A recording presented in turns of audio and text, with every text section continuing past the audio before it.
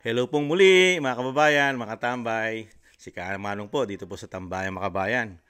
Samahan niyo po ako muli, magkomento po tayo. Komentuhan po natin. Ito pong talagang pinag-uusapan po sa mainstream media, sa social media. Itong nakaraang hearing po ng ating dating Pangulong Duterte dahil nga po siya nagpunta ron dahil kinumbida rin naman po talaga siya na bilang resource person po ng Quadcom Committee. Kaya lang po, nakita naman po natin na talagang ang nangyari po doon sa hearing ng Quadcom na imbis na makagawa at makapagbalangkas ng bagong batas, mukhang iba po ang nangyari sa hearing sa nakita natin. Mukhang hindi po trabaho ng mga congressman ang ginawa nila ron. Puro po sila investigador. At talagang si dating Pangulong Duterte, ginigisa nila na para pong pinaamin sa mga kasalanan na ang kanyang pagiging presidente at mayor ng Davao ay ito po ay naaayon sa batas kung paano po protektahan ang bansa at ang kanyang syudad nung siya ay mayor sa Davao City. Pero nakakagulat lang po itong kukomentuhan natin. Isa pong abogado. Abogado po ito. At YouTuber na rin po, vlogger. Marami na rin pong followers mga kababayan, mga katambay. Kaya lang po, ang pinagtatako lang po, mukhang panatiko po siya ng mga sumusuporta po sa mga kaliwang grupo yata ang isang abogado. Dahil nakita dito po sa mga komento niya, mas pumapabor pa po siya. At parang hinahangaan niya pa ang katulad po ng isang congressman Paduano. Kasi po ang sabi niya po rito, ang dating Pangulong Duterte raw ay natakot. Natakot daw kay Paduano dahil doon sa sinasabing contempt. At isa pa, dito naman turo kay Brosas naman po, kay Congressman Brosas, nag-angas daw po ang dating Pangulong Duterte, naging mayabang o maangas. Pero parang pinatutukuyan niya, nakaya o kayang-kaya lang ang dating Pangulong Duterte ng mga sumusuporta sa mga kaliwa at ang isang dating leader ng Alex Bungkayaw Brigades. Pakinggan po natin itong komento ng abogado at komentuhan po natin. Pakinggan po natin. Malalaman nyo po kung sino po siya, ang abogado po.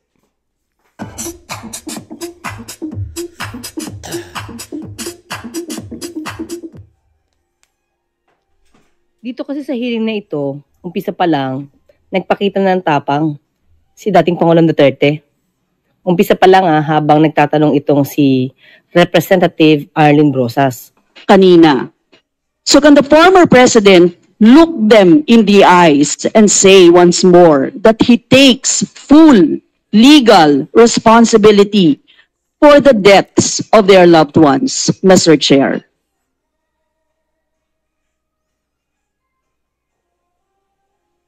Mr. President,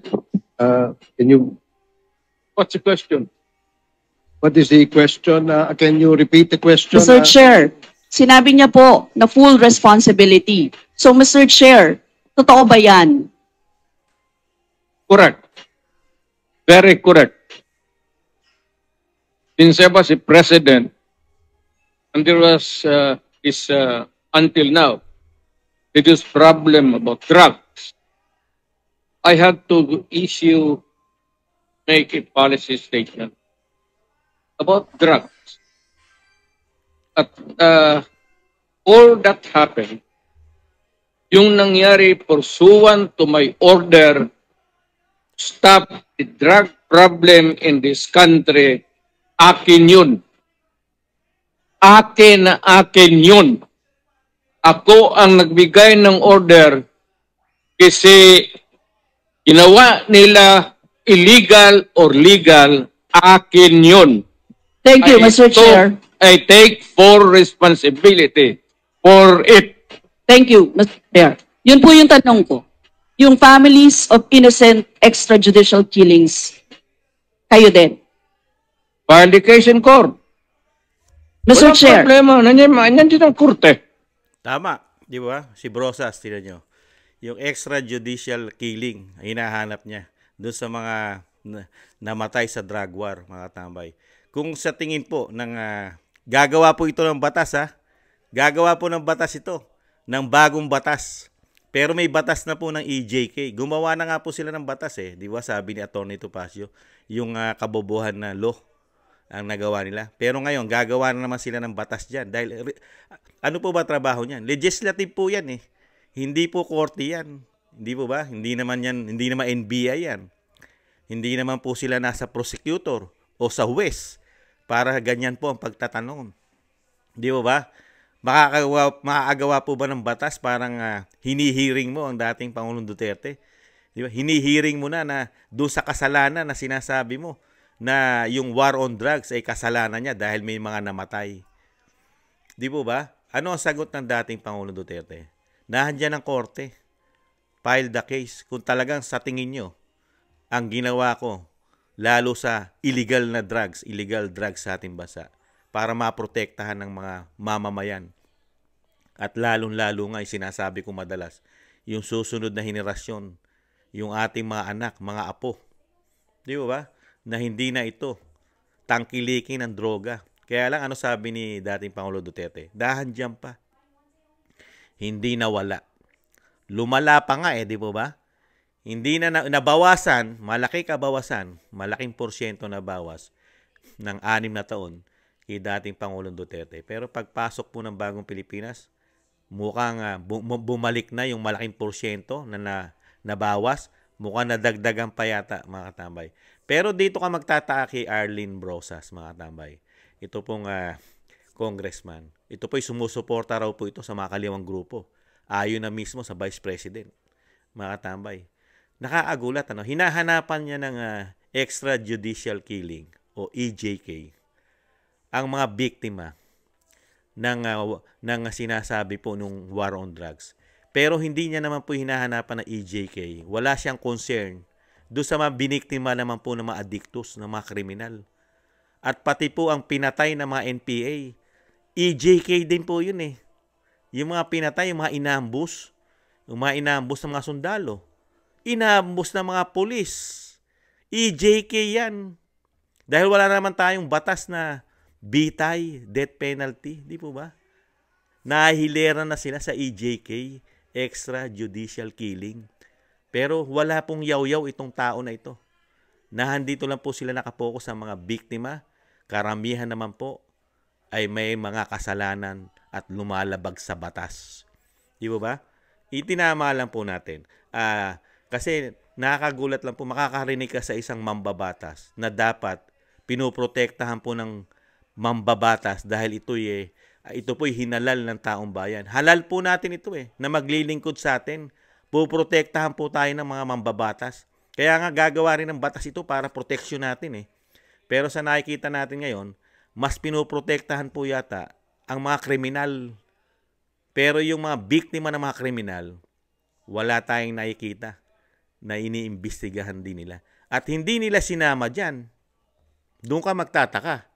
Wala silang in-invite dyan na mga pinatay ng mga NPA, pinatay ng mga drug addict, pinatay ng mga randing and tandem, pinatay ng mga kriminal, pinatay ng mga holdupper, pinatay ng mga karnaper, kidnapping. Wala silang kinumbida ron. Para matanong din nila ang damdamin ng mga tao na pinatay ng masasama. Ano ang kinabukasan nun ng mga namatay? Diba? May buhay din yun. Matitinong tao ang pinatay. Di ba? May kinabukasan. Kaya lang, palibasa nga MPA, komunista yata ang utak. Kaya mas sinusuportuhan, kriminal din ang utak yata, mga katamay. Pakinggan pa po natin. Yes, Mr. Chair. Second question ko. Responsable kayo kasi polisiyan nyo yon. Kumbaga, tatak Duterte. Dahil polisiyan nyo rin yan, tama ba? Sa Davao. Nung nasa Davao pa kayo. Tama ba na tawagin po itong Davao model or Davao style? Mr. Chair? I cannot control the semantics. Mr. Chair, yes or no? Davao style. Do not ask me to answer yes or no. You are not an investigator. Tama. Mr. Chair, tayo po ay nasa investigasyon kasalukuyan, Yes, Mr. but you Chair. are Tingnan nyo kabastos, Nakabastos. Dating Pangulong Duterte, abogado, prosecutor, presidente, dating presidente. Tapos pasasagutin mo na lang yes or no. Hindi naman korte yan. Hindi ka man investigador. Hindi ka pulis, hindi ka NBI, hindi ka piskal para imbestigahan mo siya. Resource person yan. Guess mo. Di po ba dapat ang mga resource person hindi binabastos? Dahil guess mo yan. Igagalang mo sila. Kinumbida mo. Saka hindi kriminal yan, kinumbida mo. Kriminal ba yan? May mga kaso ba yan? Convicted ba yan? Di po ba? Hinahanapan talaga nila ng ground na maging masama yung war on drugs. Pero, yung sinusuportahan nilang grupo, anong klase ang sinusuportahan nila? Mga terorista. Terorista na po ang NPA ngayon di ba? Ibang klase. Ipagpatuloy pa natin mga katabay. Kaya tuloy yan, nasasagot siya. Totoo yung sinabi ni dating Pangulong Duterte. Hindi ka investigador. Congressman ka. Representative ka. Gawin mo trabaho mo. Ang trabaho nyo dyan, magbalangkas, gumawa ng batas na kapaipakinabang sa mga Pilipino. Hindi ka mag-imbestiga ng patayan. Iniimbestiga mo yung patayan, human rights, EJK. Usapin sa korte yan. Kaya tuloy na pagtatawanan kayo sa social media ngayon. 'Di ba? Sikat na sikat kayo sa social media. Kayo yan, sila Brosa, si Manuel, si Castro, si Paduano, si Dan Fernandez, si Abante, si Acop, 'di ba? Marami pang iba. Sikat na sikat. Mga hindi abogado Kaya pinagtatawanan sa social media. 'Di ba? Itong mga ito, pakinggan po natin. Magsasalita po rito yung attorney. Pakinggan po natin. Not an investigator. Why are you asking me to answer Mr. Chair, yes or no? tinatanong ko lang naman. Chair, point of Session order. suspended.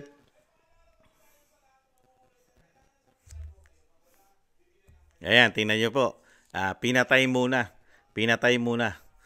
Dahil nga, kung merong mga abogado dyan, may mga abogado dyan I think Kaya alam ng mga abogado na mali ang pagtatanong ng isang brosas sa dating Pangulong Duterte. Kasi, iniimbestigahan mo na siya. Pinaamin mo na siya. Katulad nung sinasabi mo sa Davao na may grupo, Tatak Duterte. Ganon ang Tatak Duterte, papatayin. Di po ba? Pagbibintang yun Pinagbibintangan mo na siya. Wala ka pang ebidensya. Wala ka pang pinapail na kaso kung gusto mo ng malaman na talagang totoo lahat ng sinasabi mo, Brosas. Dalin mo sa korte. Ano sabi ng dating Pangulong Duterte? File the case in court. Kaya lang hindi gagawin ng mga aktivista. Point of order, Mr. Chair. Ano ka, pulis? Yan, pulis. Point of order, Mr. Chair. The session is suspended for the meantime, so please, let's take time to calm things down, okay? Para maayos ang ating hearing sa ngayon. Pero, nung dumating siya at tinuro-turo itong si Congressman Paduano na di umano na siyang may balak mag-cite in contempt sa kanya, hindi siya inurungan ni Congressman Paduano. At hindi nga daw siya uurong at aatras kung may nilabag ito sa rules. Itong si dating Pangulong Duterte, hindi siya mangingiming is-cite in contempt ito. Panoorin nga natin. Nakaagulat lang po. Abogado ito si Attorney Claire. Pero hindi niya po pinapaliwanag sa mga subscribers niya yung tamang proseso kung ano talaga ang trabaho ng Kongreso. Para pang kinukutsa niya pa ang dating Pangulong Duterte at kinakampihan niya pa yung maling gawain ng mga congressman. Abogado po siya Di po ba? Yung ginawa ni dating Pangulong Duterte, pinamumukha niya sa mga congressman na hindi nyo trabaho yan, hindi kayo pulis, hindi ka investigador. Hindi pa ba nakukuha ng may isip na tao yon? Pag sinabihan ka ng isang prosecutor, isang dating magaling na Pangulo, naging mayor, di ba? Prosecutor, abogadong magaling. Pag sinabihan ka ng ganyang matatalinong tao, hindi mo trabaho yan. Di ba? Hindi ka pulis. Hindi ka investigador. Pag matalino ka mag-isip, alam mo na kahulugan nun. Congressman ka. Sinabihan ka na hindi mo trabaho yan. Hindi ka pulis. Hindi ka investigador. Di mo ba? Kung nag-iisip ka, Attorney Claire, hindi mo lang pinaliwanag na mali. Mali ang ginagawa ng isang sumusuporta sa NPA, Attorney Claire. Hindi mo pinaliwanag na hindi trabaho ng mga congressman na magpakapulis, maging investigador. Resource person yan. Ganyan po ba ang pagtatanong sa resource person na iniimbita sa Kamara para makagawa ng batas? Di ba? Ano po ba ang pinuntahan ni dating Pangulong Duterte? Hearing po ba ito sa korte?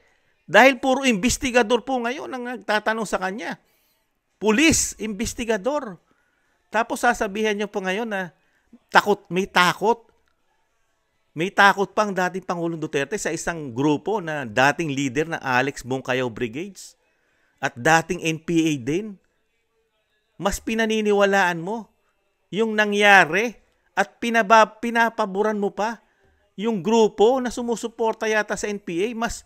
Mas pabor ka sa gawaing mali. Mali na nga yung ginagawa nilang hearing eh. Di po ba? Attorney. Nakakalungkot lang po. Abogado kayo. Alam nyo ang batas. Alam ni attorney batas. Alam din ni attorney ang trabaho ng mga congressman at ng mga senador. Hindi po trabaho yan ng korte. Di po ba nagsabi na nga po ang Supreme Court? Ano po sabi ng Supreme Court? Ang Kongreso ay hindi korte. Legislative. Gumagawa ng batas. At sabi rin ng korte, di po ba, Korte Suprema, ang lahat ng guest resource, yung resource person, yung resource person na kukumbidahin nila yan, igagalang nila. Igagalang. Bibigyan ng respeto. At hindi nila bibigyan ng contempt. Dahil hindi naman maakusado yan. At hindi mga kriminal yan para ikulong. Di po ba? Attorney, alam nyo po yun. Kaya lang, bakit po pagdating po yata, karamihan po ng sinusuportahan nyo, nakita ko po ang vlog nyo, attorney. Ang karamihan sinusuportahan nyo. Parang hindi na po proseso ng batas po yata ang inyong mga komento. Di po ba? Nakakagulat. Tapusin po natin ang video. Naano lang po kay attorney. Abogado po ito eh. Magaling po siyang abogado. Ayon po sa kanya. Kasi ang kanyang vlog batas eh. Batas. Batas with attorney. Attorney Claire Castro. Batas. Yung programa niya sa YouTube, batas. Pero dito, parang hindi niya alam ang batas at proseso. Isang piskal, prosecutor, itinatama yung mali ni Brosas. Parang hindi mo nakita yung pagkakamali ni Brosas, attorney. Yung pagtatanong niya. Di po ba? Pinagbibintangan mo na ang isang dating Pangulong Duterte na may akusasyon ka na agad. Pinaamin mo na. Yes or no? Ibang klase, no? Paskilan Salamat nung po, fiscal Mr. Chair. ako. By the rules ako. Salamat po, Mr. Kindly Chair. wrap up, Congressman Abante. Nagbago ang pananaw ninyo sa Quadcom. Sapagkat nung sumulat si Atty. Degra sa amin na hindi kayo makaka-attend sapagkat wala kayong tiwala sa Quadcom, ang ibig sabihin po niyan, kayo ay nagpunta ngayon sapagkat may tiwala na po kayo sa amin. Maraming salamat po. Sabi kasi ni sir, na ipakontempt ako. So, Are you done, Congressman Abante? Yes, Mr. Chair. Maraming salamat po. Okay, maraming salamat din po. Ikaw yan, sir. Nagsabi na we will cite him in contempt. Contempt, sir. Priso yan eh. Mr. Chairman. The next to interpolate, yes, Congressman Paduano. The former president is not yet recognized in telling this committee and me to cite you in contempt. I never cited you in contempt. But, believe you me, I will not hesitate to cite you in contempt if you violate these proceedings. The internal rules, I will invoke Section 11 and your former congressman, and you know that. I never cited you in contempt. Mr. President, well, in fact, I just raised a point of order. Kaya sir, takot ako sa iyo. Hindi. Thank you. Hindi ka dapat matakot for as long as you follow the rules of this ako, sir. committee and you respect the members of this committee. I will Thank you, Mr. Chairman. behave, sir, because of you. Thank you, Congressman Paduano. The next Nakita niyo po, kinampihan pa ni Attorney Claire yung ganong congressman na dating Alex Bungkayaw Brigades, dating NPA. Kinampihan pa. You know, parang kinusinti mo yung ganong attitude ng isang congressman na dating NPA. Attorney, abogado ka. Di po ba ano po ba ang attitude nito? Di po ba napakahilig mag-contempt nito? Napakarami na po nila kinontempt, di po ba? Yung sinasabi ko nga po, Supreme Court ang nagsabi, hindi po sila korte. At mismo sa bibig ng dating Pangulong Duterte, yung sinasabi niya, ang contempt, pang-kriminal lang. Pag kinontempt mo, may mga kaso na. Legislative, pumunta ka sa isang legislative, kinumbida ka, resource person. Tapos bubulyawan ka, maaangas. Ang angas ng isang dating NPA, nabigyan lang ng pardon ng panahon po ni Cory sa Cory administration. Kung hindi nagkakamali yung lingkod. Dating mga rebelde, nag-aambus, pumapatay. Karamihan pinapatay mga pulis, sundalo. At syempre po, yung mga nagbabayad sa kanila. Di umano. Yung mga nagbabayad, di umano, pinapatay. Sa tamang presyo yata. Di po ba? Tapos iyan ang kakampihan. Kinampihan pa ng isang Attorney Claire. Abogado po kayo. Pero parang nakapanig kayo sa makakaliwa. Di umano. Nakakalungkot lang po. Nakakalungkot lang makarinig po ako. Nakarinig ako ng mga abogado na ganito na. Yung alam mo yung proseso. Alam mo ang batas. Alam mo ang rules. Di ba? Alam mo ang trabaho ng isang ng mga congressman. Alam mo yan dahil batas ka. Abogado ka. Kabisado mo. Iba-ibang sangay ng gobyerno, di ba? Di ba? Kaya nga tayo may legislative, di ba? May executive, di ba? Magkakaiba ng trabaho. Nandiyan ang judiciary natin, di ba? Nandiyan ang korte natin. Di ba? Supreme Court. Tinatrabaho nila. Kaya nga nakakagulat di ba? Kaya nga nagulat tayo.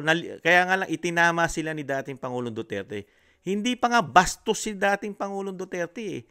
Pasalamat nga sila dahil itinatama sila. Dahil nakakahiya yung ginawa nila. Mga congressman kayo. Nagpapakapulis kayo. Nagpapaka-investigador kayo. Ganyan, yan ba? Ano makukuha yung batas kung nagpapakapulis at investigador ka? Gumagawa ka ba ng batas? Di ba?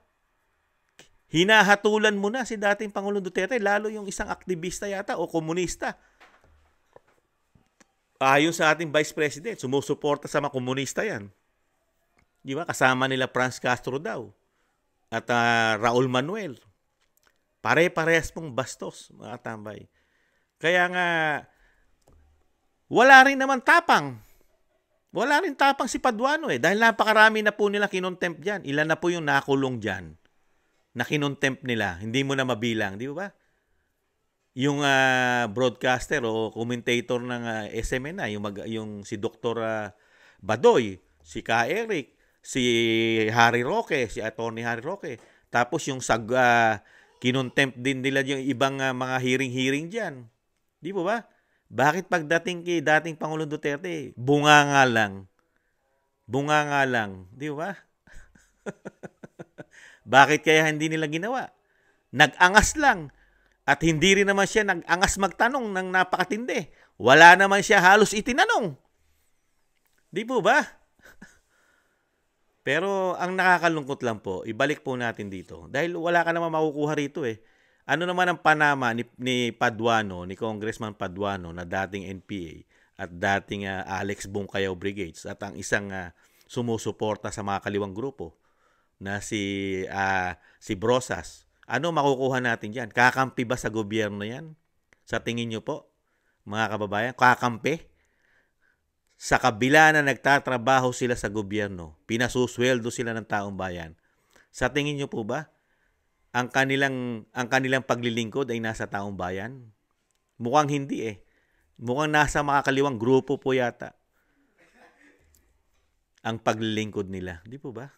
Si Attorney Claire kaya, nasa kaya ang trust nito? Nasa gobyerno kaya? Nagtatanong na po si Kamanong. Kasi, iniintay ko na itama niya eh. Napanood ko po kasi, kaya kahit medyo, na ito, late na. Napakinggan ko. Sabi ko, abogado ito. Makakuha tayo ng magandang komento. Kasi abogado siya eh. Kaya makakuha ka ng ideas dahil yung kanyang programa sa YouTube ay batas. Batas with Claire Castro. Batas. Di siyempre, napakaganda mo pakinggan dahil nga yung hearing bilang abogado ka dahil batas, maitatama mo yung ginawa ng mga congressman na hindi abogado. Hindi kasi abogado si Brosas. Hindi rin abogado si Paduano.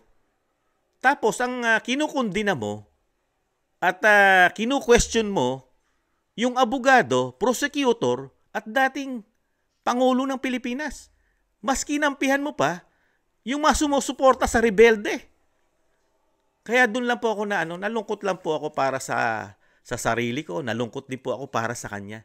Na ganito na po pala ang ating mga abogado. Abogado pero hindi po naikitaan. Kaya nakakalungkot po. Yung batas po, meron pong kinikilingan pagdating po sa kanya yata. May kiling ang batas. Kasi yung mali na ginawa ng paghihiring ng Quad Committee ng Kamara, mali po kasi. Mali yung ginagawa nilang practice ng paghihiring. Dahil mismo si dating Pangulong Duterte na ang nakasaksi ng ginagawa nilang hearing. Yung kanilang sinasabing paggawa kuno ng batas. Pero lumalabas po sa mga hearing, lalo sa kanya, nagiging mga investigador na ito at nagiging mga pulis na. At talagang pasusunurin ka, no? Ang gusto mo lang ang gusto lang isagot ng dating Pangulong Duterte, yung gusto lang nilang marinig, yes or no. You know, yung sila na ang magbibigay ng question, yes or no. Kaya walang pagpipilian ng dating Pangulong Duterte. Kasi inakusahan mo na eh. Totoo po ba o hindi? Yes or no. Pag sinabi mo no, ibig sabihin, yung tanong mo, doon na lang nakapokus yun. Doon na lang nakapokus. Kasi yun din yung nakita natin sa hearing eh. Lahat ng question, pati yung guest, yung resource guest nila, ganun pa rin ang mga tanong. Wala rin sa sinasabi nila maggagawa sila ng batas. Kasi, bakit ko nasabi? Pati kasi yung pera sa bangko na pag-usapan hindi na po parte ng EJK yon.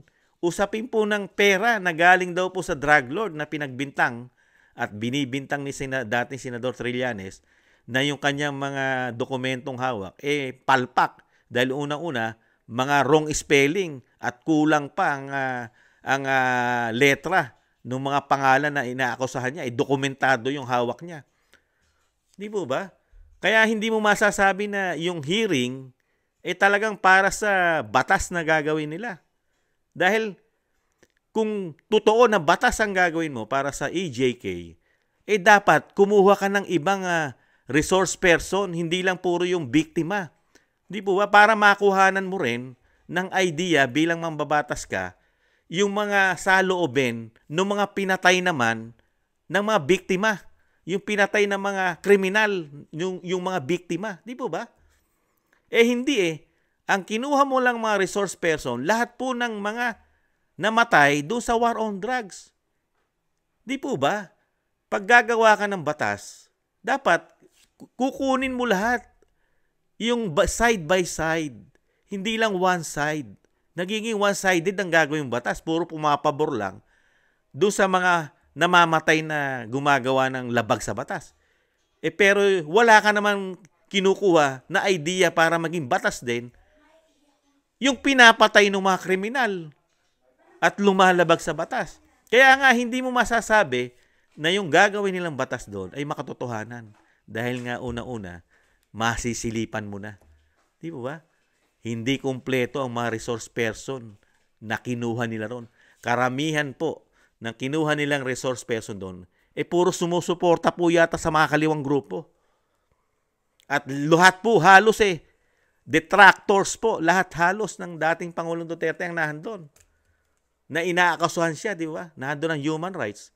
Dating Senador Trillanes, dating Senador De Lima. Di ba? At nandun ang mga sumusuporta sa mga kaliwang grupo. Ang Alex Bungkayaw Brigades. Yun po ang mga resource person, karamihan. Pati mga mambabatas. Questionable ang pagkatao. Meron pang isang convicted ng child abuse na nahandon. Kaya hindi mo masasabing batas ang gagawin kasi karamihan na nahandon, hindi naman abogado. Gagawa ka ng batas, karamihan ng nahandon, hindi abogado. Di po ba? Merong pastor, may artista, may convicted, may mga NPA. Di po ba? May pulis. Di po ba?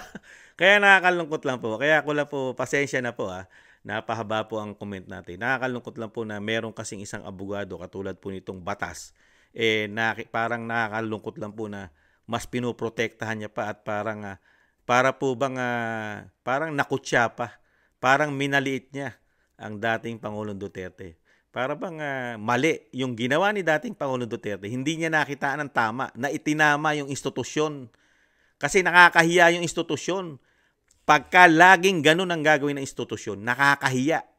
Dahil unang-una, hindi mo trabaho yan. Hindi kayo mga investigador dyan. Wala kayong kaso na sinosolve dyan. Kasi ang nangyayari kasi, nagsosolve sila ng problem. Sinosolve nila yung mga sinasabi ng EJK. Gusto nila, doon nila tapusin, doon nila hatulan. At sila na rin na magdidesisyon. Di ba? Hahatol silang parang judge. At sila mag-iimbestiga na parang pulis. Di po ba? Ganun na nangyayari. Kaya nga itinatama sila ng dating Pangulong Duterte. Hindi kayo pulis. Hindi kayo investigador. Sana nakuha nila yon kung matalitanino ko lang. At sana itong abogado na ito, na si Attorney Claire, sana hindi ito sumusuporta sana sa makaliwang grupo. Ito sana ay sa gobyerno na laban sana. At sana ang sinusuportahan nito ay gobyerno, hindi makakaliwang grupo. Abogado po kasi Di ba? Nakakalungkot lang po, no? Na ibinasi mo na parang totoo naman na napakahilig mag-contempt ni Paduano, ni Congressman Paduano. Walang bukang bibig yan kung hindi contempt. Sinubukan lang yan. Tiningnan ni dating Pangulong Duterte yung tapang ni Paduano dahil unang-una wala sa batas yun.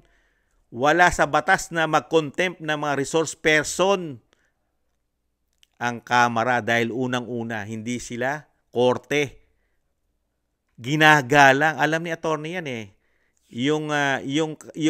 Yung resource person, dapat yan itinitreat mo ng kagalang-galang sila. Hindi sila yung tinataasan mo ng boses at pinagbabantaan pa sila. Kasi nangyayari dyan, pinagbabantaan kung hindi ka magsasabi ng totoo, magsabi ka ng totoo. Hindi ka na makakauwi. Makakukulong ka na rito. Biruin mo yun, resource person. Hindi naman yun yung sinasabi ng Korte Suprema pagdating sa mga ganyang katulad yung ginagawa ng committee ng Quadcom. Hindi nila trabaho ang mag-contempt at magkulong. Di po ba? Itama nyo po si Kamanong. Kung mali si Kamanong, tatanggapin ko. Tao lang si Kamanong. Kaya lang, siyempre, bilang resource person yan bisita mo. Kaya nga iniimbita mo. Di po ba? Dahil hindi naman mga kriminal yan. Wala pang mga conviction yan. Lalo ang dating Pangulong Duterte. Hindi naman katulad ni Franz Castro yan. Ay, hindi kaya? Castro nga pala. Hindi kaya?